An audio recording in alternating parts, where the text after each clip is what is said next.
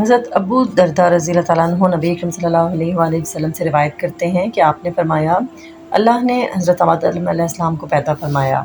جب انہیں پیدا فرمایا تو اللہ تعالیٰ نے ان کے دائیں کندھے پر مارا اور سفید اولاد کو نکالا جیسے چونٹیاں ہوں، اور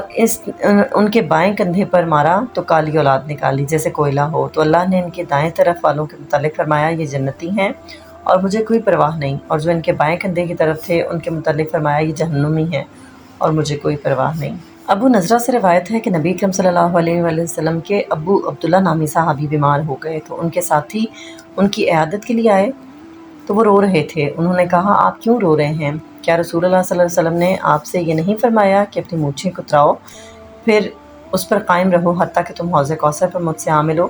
انہوں نے کہا، کیوں نہیں، ضرور فرمایا تھا، لیکن میں نے رسول اللہ صلی اللہ علیہ وسلم کو فرماتے ہوئے سنا کہ اللہ عز و جل نے اپنے دائیں ہاتھ سے مٹھی بھری اور دوسرے ہاتھ سے دوسری، فرمایا یہ اس جنت کے لیے ہے اور یہ اس یعنی جہنم کے لیے ہے، اور مجھے کوئی پرواہ نہیں، جبکہ مجھے معلوم نہیں کہ میں ان دو مٹھیوں میں سے کس میں ہوں۔ حضرت ابن عباس رضی اللہ تعالیٰ عنہ نبی اکرم صلی اللہ علیہ وآلہ وسلم سے روایت کرتے ہیں کہ آپ نے فرمایا،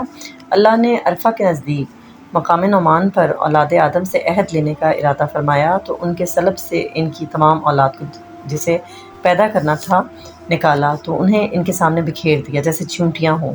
پھر ان سے براہ راست خطاب کیا تو فرمایا، کیا میں تمہارا رب نہیں ہوں؟ سب نے کہا، کیوں نہیں، ہم اس پر گواہ ہیں۔ یہ اقرار اس لیے دیا گیا کہ کہیں قیامت کے دن تم یہ نہ کہو کہ ہم تو اس حقیقت سے محض بے خبر تھے، یا یوں کہو کہ شرک تو ہمارے آباء و اجداد نے کیا تھا،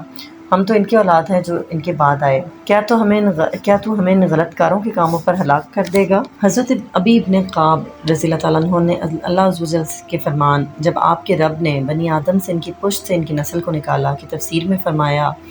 اس نے ان کو جمع کیا تو ان کی مختلف اصناف بنا دیں، پھر ان کی تصویر کشی کی، انہیں بولنے کو کہا تو انہوں نے کلام کیا، پھر ان سے عہد و میثاق لیا اور انہیں ان کی جانوں پر گواہ بنایا، کیا میں تمہارا رب نہیں ہوں؟ انہوں نے کہا، کیوں نہیں؟ پھر اللہ تعالیٰ نے فرمایا، میں ساتوں آسمانوں، ساتوں زمینوں اور تمہارے باپ حضرت آدم علیہ السلام کو تم پر گواہ بناتا ہوں کہ کہیں تم روز قیامت یہ نہ کہو کہ ہمیں اس کا پتہ نہیں۔ جان لو کہ میرے سوا کوئی معبود برحق ہے نہ کوئی رب، میرے ساتھ کسی کو شریک نہ بنانا، میں اپنے رسول تمہاری طرف بھیجوں گا، وہ میرا عہد و میثاق تمہیں یاد دلاتے رہیں گے اور میں اپنی کتابیں تم پر نازل فرماؤں گا۔ تو انہوں نے کہا، ہم گواہی دیتے ہیں کہ تو ہمارا رب ہے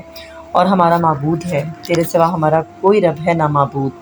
انہوں نے اس کا اقرار کر لیا اور آدم علیہ السلام کو ان پر ظاہر کیا گیا، وہ انہیں دیکھنے لگے تو انہوں نے غنی و فقیر اور خوبصورت و بدصورت کو دیکھا تو عرض کیا، پروردگار، تو نے اپنے بندوں میں مساوات کیوں نہ رکھی؟ اللہ تعالیٰ نے فرمایا، میں پسند کرتا ہوں کہ میرا شکر کیا جائے۔ اور انہوں نے انبیاء علیہ السلام کو دیکھا، وہ ان میں چراغوں کی طرح تھے، ان پر نور برس رہا تھا اور ان سے رسالت و نبوت کے بارے میں خصوصی عہد لیا گیا۔ اللہ تعالیٰ کے فرمان سے یہی عہد مراد ہے، اور جب ہم نے تمام انبیاء سے، آپ سے، نوح، ابراہیم، موسیٰ اور عیسیٰ ابن مریم علیہ السلام سے عہد لیا تھا۔ عیسیٰ علیہ